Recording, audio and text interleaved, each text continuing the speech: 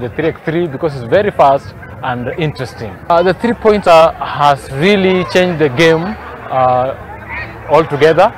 You are seeing when teams are down, they really want to take the three-point shot from the designated area. In turn, it changes how defense plays.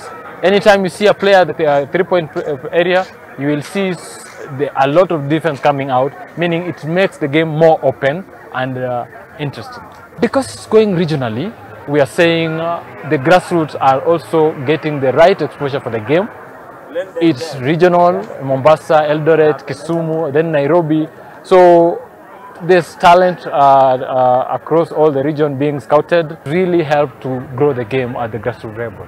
I would say that the game has gone top-notch, higher, and the ladies have really improved.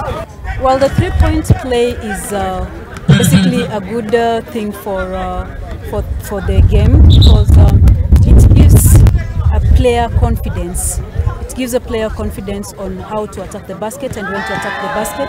And it's a new rule, so it makes it even more beautiful.